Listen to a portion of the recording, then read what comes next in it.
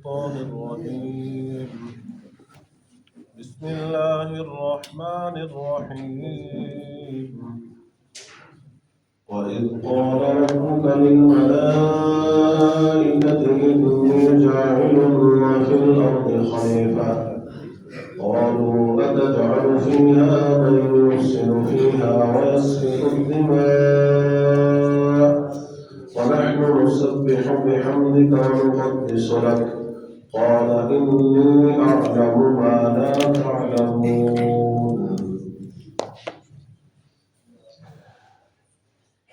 احباب ذی وقار، سورہ بقرہ کی آیت نمبر 30 پر کچھ گفتگو ہم نے پچھلے درس میں کی ہے اور کچھ چند ضروری باتیں آج اس پر کر رہے ہیں۔ اللہ تبارک و تعالی جل جلالہ نے جب اپنا نائب بنانا چاہا، فرشتوں سے اپنے ارادے کا اظہار فرمایا۔ اب یہاں پر قابل توجہ یہ بات ہے کہ اللہ تبارک و تعالیٰ نے جس کو نائب کہا، خلیفہ کہا، خلیفہ کسے کہتے ہیں؟ تو یاد رکھیں، خلیفہ وہ ہوتا ہے جو کسی کی نیابت میں یعنی نائب ہو کر اس کی سلطنت میں اس کے احکام کو نافذ کرے۔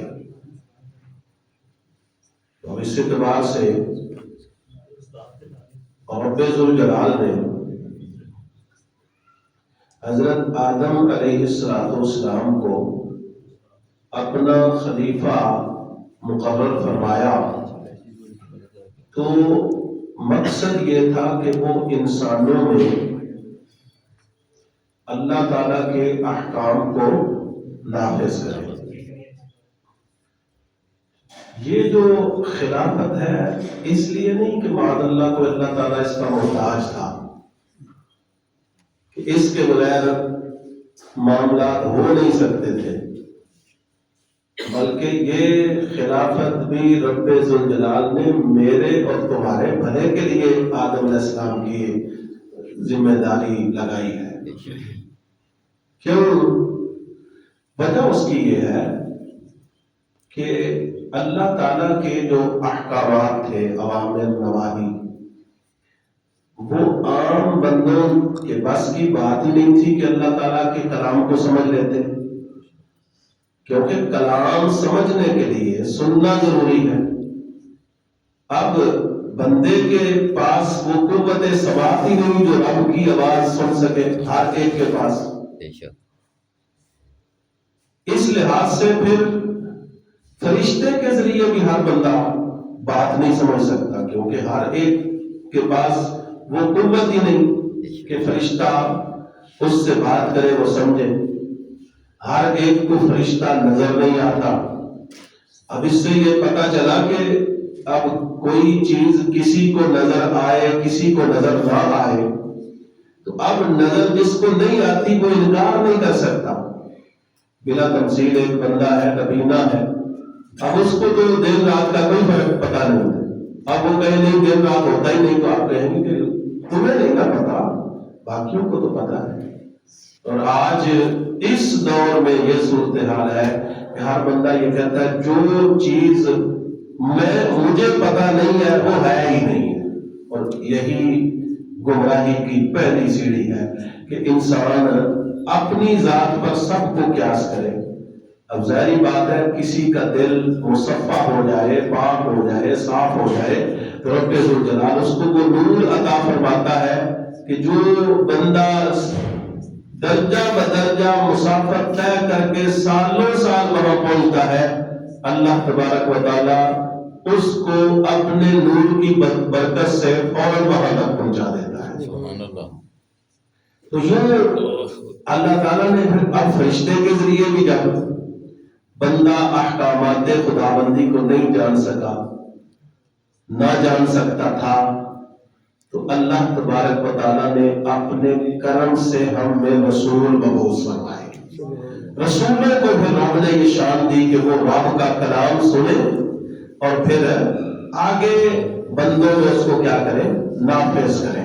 چنانچہ اس سلسلہ میں ابتدائی طور پر سب سے پہلے حضرت آدم علیہ السلام کا اللہ تعالیٰ نے انتخاب فرمایا۔ اگرچہ یہ جسمانی طور پر اللہ تعالیٰ کے پہلے خلیفہ ہیں، لیکن روحانی طور پر نبی علیہ السلام ہی اللہ کے خلیفہ ہیں، اور وہ خلیفہ مطلق اور خلیفہ اعظم ہے، کیونکہ اگر وہ نہ ہوتے تو پھر آدم بھی نہ ہوتے، بلکہ کائنات کی کوئی شے نہ ہوتی۔ اس لیے یہ سارا سلسلہ رب ذوالجلال نے بیان فرمایا۔ پھر اب اسی بات کو آگے بڑھاتے ہوئے جب انسان نہیں کلام سمجھ سکتا تھا تو اللہ تعالیٰ نے رسولوں کا سلسلہ دے کر یہ بھی اپنی خاص رحمت کا اظہار فرمایا۔ اگر یہ رسول نہ ہوتے تو سوچیں پھر ہم اللہ تعالیٰ کی بات کو نہ سمجھتے تو قیامت والے دن وہ ہم سے اس کا جواب پوچھتا تو ہمارے پاس کیا جواب ہوتا۔ اس لیے پھر رسولوں کو ماننا، فرشتوں کو ماننا اور ان کے وہ احکامات کو ماننا، یہ کس قدر اللہ تعالیٰ کی مہربانی ہے اور بندے پر لازم ہے۔ اسی طرح حضرت آدم علیہ السلام میں ان کو آدم کیوں کہا جاتا ہے؟ تو آدم یہ ادیم کہتے ہیں کنارے کو۔ تو اللہ تبارک و تعالیٰ نے آدم علیہ السلام کی تخلیق کے لیے روح زمین سے ہی مٹی کو اکٹھا کیا ہے۔ تو ہر زمین کے جتنے اجزاء ہیں وہ سارے کے سارے اجزاء جناب آدم کی تخلیق میں شامل ہیں۔ اس وجہ سے آپ کو آدم کہا جاتا ہے کہ روح زمین کے ذرات آپ کے جسم میں رب نے شامل فرما دیے ہیں۔ تو زمین کے رنگ 60 ہیں، 60 رنگ ہیں۔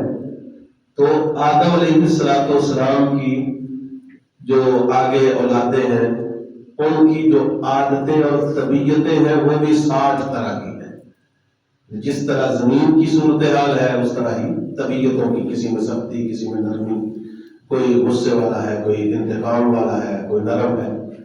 پھر اسی طرح رنگوں کے لحاظ سے کسی کا رنگ گورا ہے، کسی کا کالا ہے، مختلف۔ تو یہ اس طرح جو ہے زمین کی حیثیت سے یہ سارا کچھ اللہ تعالیٰ نے واضح فرمایا ہے۔ پھر آگے ہے جی فرشتہ۔ تو ملائکہ یہ ملک کی جمع ہے، ملک کہتے ہیں پیغام رسانی کو۔ تو چونکہ فرشتے بندے اور رب کے درمیان پیغام رسانی کا ذریعہ ہے، اس وجہ سے ان کو فرشتے کہا جاتا ہے۔ اسی طرح آگے جب فرشتوں نے یہ بات کی، جب رب ذوالجلال نے فرمایا کہ میں اپنا نائب بنانے والا ہوں، تو انہوں نے کہا اتجعل فیہا من یفسد، کہ تو ایسے کو بنائے گا جو زمین میں فساد کرے گا۔ فساد کیوں کرے گا؟ کیونکہ اس میں شہوت کی قوت ہے، تو جس میں شہوت ہوگی وہ فسادی ہوگا۔ اور پھر فرمایا کہ وَيَسْفِكُ الدِّمَاءَ، وہ خون بہائے گا۔ خون کیوں بہائے گا؟ کہ اس کے اندر قوت غضب، غصے کی قوت ہے۔ تو اب جس کے پاس غصہ ہو، جس کے پاس خواہش نفسانی ہو، تو وہ فساد بھی کرے گا، وہ لوگوں کو قتل بھی کرے گا۔ اب اللہ تعالیٰ نے آگے فرمایا کہ جو میں جانتا ہوں تو میں، وجہ کیا تھی؟ انسان میں بیسک 3 چیزیں ہیں۔ ایک یہی قوت شہوت، ایک یہی جو فرشتوں نے جواب دی قوت غضب، اور تیسری چیز ہے قوت عقل۔ اب فرشتوں نے ان 2 کے لحاظ سے اللہ کی بارگاہ میں عرض کیا، تو اللہ تبارک و تعالیٰ نے ان کو اس تیسری کے بارے میں بتایا، قوت عقل، کہ جس میں رب نے یہ شان رکھی ہے کہ جب انسان عقلی طور پر درست ہو جائے تو پھر اس میں اتنی شان آ جاتی ہے کہ فرشتے بھی جو ہے اس کی عظمت پہ رشک کرتے ہیں. اس لیے یہ ان کے پیش نظر نہیں تھا تو انہوں نے دو کو ذکر کیا، پھر اللہ تعالیٰ نے تیسرا بھی ساتھ بیان کیا. اسی طرح انسان کو خلافت کے لیے خاص کیوں کیا؟ مخلوقات تو اور بھی ہیں لیکن حضرت انسان کو ہی خاص خلافت کے لیے فرمایا. اس وجہ سے باقی جتنی بھی مخلوقات ہیں وہ ایک حد پہ ہیں، ان کے کام بھی کیا ہے؟ محدود ہے. اس کو جب اللہ نے عقل دی ہے نا تو اس کی عقل اتنی تیز ہے کہ یہ دوسری مخلوق کے مقابلے میں ہر لحاظ سے آگے بڑھ گیا ہے. اس کا علم دوسروں سے زیادہ، اس کا ادراک دوسروں سے زیادہ، اس کی قوت دوسروں سے زیادہ، یہاں تک کہ جب یہ اللہ تبارک و تعالیٰ کے معاملات جو ہے اس کو صحیح طریقے سے دیکھے، یعنی اس کی تربیت جو ہے اچھی ہو جائے اور اس کے بعد یہ سرکار دو عالم صلی اللہ علیہ وسلم کا مطیع بن جائے تو اللہ تبارک و تعالیٰ اس کو ایسا نور عطا فرماتا ہے کہ یہ فرش پہ بیٹھ کے عرش کی خبریں دینا شروع کر دیتا ہے. اس انداز میں یہ اس کے پاس اتنی پاور ہے. اب ظاہر باقی ساری محدودیت تھی، یہ ان کے مقابلے میں ایک حساب سے لامحدود تھا. رب ذوالجلال جس کی قدرتوں کی وسعت کا کوئی عالم ہی نہیں ہے، جس کی کوئی حد نہیں ہے، تو پھر اس کا خلیفہ بھی ایسا ہی ہونا چاہیے تھا کہ جس کے اندر مخلوقات کے اعتبار سے سب سے زیادہ وسعت ہو، اور سب سے زیادہ وسعت اس نے حضرت انسان کو عطا فرمائی. اسی وسعت کی وجہ سے رب نے خلیفہ بھی انسان کو بنایا. اسی طرح اب اس معاملے میں آگے چند باتیں احادیث کے لحاظ سے بھی جو ہے وہ قابل توجہ ہے کہ جو اللہ تعالیٰ نے نبی علیہ السلام کی زبان سے ان آیات کی تفسیر کروائی. تو اس حوالے سے مفسرین فرماتے ہیں کہ آدم علیہ السلام جو ہیں ان کو جب جنت میں داخل کیا گیا اور پھر ابھی کوئی اور جنت میں نہیں گیا، اور آدم علیہ السلام کو پھر جنت سے نکالا گیا حکمت کے پیش نظر کہ کیونکہ اب ظاہر ہے دنیا آباد ہونی ہے اور زمین جو ہے اس میں سجنا ہے. پھر خاص طور پر ہمارے آقا علیہ السلام نے اس دنیا میں جلوہ گر ہونا ہے. یہ ساری حکمتیں ہیں. اور اسی بات کو بیان بھی کیا گیا کہ اب دیکھو فرشتوں نے جب یہ کہا کہ یا اللہ وہ خون ریزی کرے گا، وہ فساد کرے گا، تو اللہ تعالیٰ نے فرمایا کہ نہیں، خون ریزی کرے فساد کرے یہ تمہارا مسئلہ ہے. انی اعلم ما لا تعلمون، جو میں جانتا ہوں تم نہیں جانتے. وہ کیا تھا کہ یہی انسان ہے کہ جس جن میں سے انبیاء ہوں گے، انہی انسانوں میں سے اولیاء ہوں گے، انہی انسانوں میں سے ولی، غوث، قطب، محدث، مجدد، سارے نیک لوگ ہوں گے. آپ دیکھ لو، اس سے یہ بھی پتا چلا کہ اگر کوئی تھوڑی بہت کہیں برائی ہو تو پھر برائی پر نظر نہیں رکھنی چاہیے، نظر کس پہ رکھنی چاہیے؟ اچھائی پر. اب بلا تمثیل یہ ہمارا درس ہوتا ہے، بندے چند بیٹھتے ہیں تو بندہ یہ سوچے کہ یار سارے اکثر تو چلے جاتے ہیں تو تھوڑے سے لوگ بیٹھے ہوتے ہیں، تو ہمیں کیا ضرورت ہے کہ ہم اتنی محنت کریں اور اتنا کام جو ہے یہ درس لوگوں کو سمجھائیں یا بیٹھے قائم دیں. تو یہ آیت ہمارا حوصلہ بڑھاتی ہے کہ وہاں پر اب صورتحال یہ ہے کہ کتنے لوگ ہیں جو اللہ کو ماننے والے نہیں ہیں. آج بھی اگر آپ روئے زمین پر بسنے والے انسانوں کی تعداد کا جائزہ لیں تو رب کو نہ ماننے والے زیادہ ہیں اور جو ماننے والے ہیں وہ تھوڑے ہیں. پھر ان میں سے بھی جو فرما بردار ہے وہ کم ہے اور جو نافرمان ہے وہ زیادہ ہے. لیکن رب ذوالجلال ان فرما برداروں کی وجہ سے نافرمانوں پہ بھی مہربانی فرماتا ہے. یہ اس کا کرم ہے. اس لیے ہمیں یہ مایوسی نہیں ہونی چاہیے کہ جی دیکھو ہمارے پاس کتنے بندے ہیں. ہمیں اپنے کام کی طرف دیکھنا چاہیے کہ ہمارا ارادہ کتنا اونچا ہے, ہمارا کام کتنا اعلیٰ ہے. اس وقت سارے فرشتے یہ کہہ رہے تھے کہ یا اللہ اس کو پیدا نہ کر, لیکن رب ذوالجلال نے جس مقصد کے لیے انسان کو پیدا کیا کہ ان میں نبی بھیجنے تھے, وہ مقصد بڑا عظیم تھا. اس لیے اس مقصد کے پیش نظر حضرت انسان کو پیدا بھی فرمایا اور اپنا خلیفہ بھی بنا دیا. اس طرح ہمیں بھی یہ نہیں گھبرانا چاہیے کہ یہ کیا تھوڑے لوگ ہیں, کم لوگ ہیں, زیادہ لوگ ہیں. لوگ آتے جاتے رہتے ہیں. بندے کو اپنا مقصد جو ہے وہ عظیم رکھنا چاہیے. مقصد عظیم ہو, اکیلا بھی بندہ ہو تو وہ جماعت بن جاتا ہے, اور اگر مقصد کوئی نہ ہو جماعت جو ہے وہ بھی کچھ نہیں کر سکتی. اس بنیاد پر ہمیں اس آیت سے یہ سہارا بھی ملتا ہے کہ یہ گھبرانا نہیں چاہیے, پریشان نہیں ہونا چاہیے کہ کیا صورتحال ہے, کس طرح ہم نے چلنا ہے. ہم نے بس حق کو دیکھ کر حق کی اتباع کرتے جانا ہے.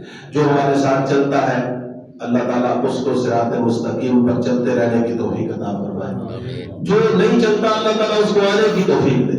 یہ نہیں ہم کہتے کہ کوئی آئے نا, لیکن یہ مقصد نہیں کہ کوئی آتا نہیں تو اس کی بنیاد پر ہم جو ہے وہ تبلیغ چھوڑ دیں یا صورتحال جو ہے اس کو ختم کر دیں. ایسا ہرگز نہیں کرنا. آپ کی بھی اپنی زندگی میں بھی کوئی نیک کام ہے تو آپ اس نیت سے شروع کریں کہ لوگ بڑھ جائیں گے تو پھر ہم یہ کریں گے. ٹھیک, کوئی نہ بھی آئے لیکن آپ کو پتا ہے کام نیک ہے, آپ کرتے رہے, اللہ تعالیٰ اس میں برکت ڈال دے گا. اسی طرح اب احادیث میں جب یہ آدم علیہ السلام کو پیدا کر دیا گیا تو ان کو جنت میں ٹھہرایا گیا. جب جنت میں حضرت عبداللہ بن عباس رضی اللہ تعالیٰ عنہ ماں فرماتے ہیں کہ آدم علیہ السلام کو جب جنت سے نکالا, ابھی کوئی اور جنت میں داخل نہیں ہوا تھا, اس وقت پھر اللہ تعالیٰ نے فرمایا انی جاعل فی الارض خلیفہ. فرشتوں کو یعنی تخلیق کے وقت نہیں فرمایا, جنت سے نکالنے کے بعد یہ بات ارشاد فرمائی تو فرشتوں نے کہا قالوا اتجعل فیہا من یفسد فیہا ویسفک الدماء ونحن نسبح بحمدک ونقدس لک. یہ ساری آیت آگے پڑھی. یہ تفسیر جو ہے اس کو بیان کیا گیا حدیث پاک میں, اور پھر ساتھ ہی یہ بیان کیا گیا کہ اس زمین پر آدم علیہ السلام کو بھیجنے سے پہلے یہاں جنات کا ڈیرا تھا, اور وہ جنات 2000 سال پہلے اس زمین پر موجود تھے. اللہ تعالیٰ نے فرشتوں کو بھیجا, انہوں نے یہ خون ریزی کی اور یہ فتنہ و فساد کیا. فرشتوں نے چونکہ ان کو دیکھا تھا, ان کو دیکھ کر آدم علیہ السلام کو بھی قیاس کر لیا کہ جیسے انہوں نے جہاں ظلم و جبر کا بازار گرم کیا ہے یہ بھی وہی کچھ کریں گے. اس بنیاد پر انہوں نے یہ بات کہی. پھر فرشتوں کو بھیجا, فرشتوں نے ان کو مارا اور یہاں سے بھگا دیا, زمین کو خالی کروایا, اور وہ سمندروں کے جزائر میں جا کے وہاں جا بسے, اور اس زمین کو اللہ تعالیٰ نے حضرت انسان کا مسکن بنایا. یہ تفسیر جو ہے وہ خود نبی پاک صلی اللہ علیہ وسلم نے بیان کی. اسی طرح آگے ایک اور مسئلہ جو ہے اس کی طرف توجہ دلائی گئی کہ نبی علیہ السلام سے پوچھا گیا کہ سب سے افضل کلام کون سا ہے, تو آپ نے جواب دیا جو فرشتوں نے کیا ہے اور پھر اللہ نے بندوں کے لیے اس کو پسند کیا ہے. وہ کون سا کلام ہے؟ سبحان اللہ و بحمدہ, سبحان اللہ و بحمدہ.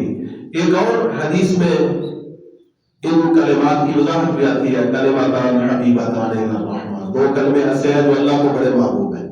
یعنی اللہ کا محبوب ہونے کا مطلب یہ ہے کہ ان کلمات کا پڑھنے والا رب کا محبوب بن جاتا ہے. اور خفیفتان علی اللسان, زبان پہ بڑے ہلکے ہیں یعنی آسانی سے ادا ہو جاتے ہیں. ثقیلتان بالمیزان, ترازو میں بڑے وزنی ہیں. وہ کون سے ہیں؟ سبحان اللہ و بحمدہ, سبحان اللہ العظیم. اسی طرح ایک اور حدیث مبارک میں اس بات کی وضاحت کی کہ جب اللہ تبارک و تعالیٰ نے حضرت آدم علیہ السلام کو پیدا کیا تو اللہ تعالیٰ نے فرمایا سامنے فرشتیاں دی جماعت بیٹھی, ان کے پاس جاؤ, فسلم, ان کو سلام کرو, اور جواب غور سے سننا. جو وہ جواب دیں گے قیامت تک تیرا اور تیری اولاد کا وہی سلام کا جواب ہوگا. جناب آدم علیہ السلام کے پاس گئے اور ان کو جا کے کہا السلام علیکم. کہاں سے چل کے آیا ہے سلام ہمارے پاس؟ یعنی ابا جی نے فرشتوں کو سلام کیا, آگے انہوں نے جواب دیا وعلیک السلام ورحمۃ اللہ. یعنی انہوں نے کیا کہا السلام علیکم, فرشتوں نے ہمیں کیا کہا وعلیک السلام ورحمۃ اللہ, اضافہ کیا.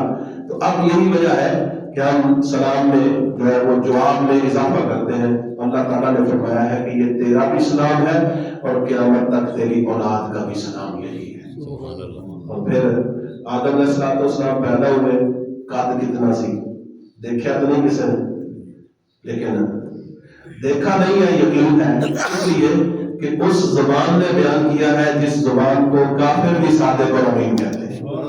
آدم علیہ السلام کا 60 ہاتھ یعنی تقریباً 90 فٹ قد بنتا ہے, 90 فٹ.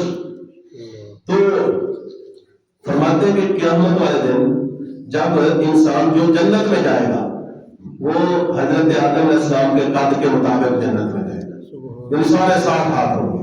اور پھر اس کے بعد کیا ہوا, قد کم ہونا شروع ہوا, یہاں تک کہ اب انسان کا جو قد ہے آہستہ آہستہ کم رہ گیا. تو آخر میں جب قرب قیامت ہوگا تو آخری انسان ایک بلشت کا ہوگا, یعنی اس وقت جو 2 فٹ جس کا قد ہے وہ تو کہے گا دادا جی اتنے بڑے ہوتے سن. تو یہ یعنی سرکار دو عالم صلی اللہ علیہ وسلم نے غیب کی خبریں اس انداز میں بیان فرمائی. یہ اس آیت کی تفسیر جو ہے چند احادیث میں بیان ہوئی. اللہ تعالیٰ کی بارگاہ میں دعا ہے کہ رب ذوالجلال عمل کی توفیق عطا فرمائے. آمین.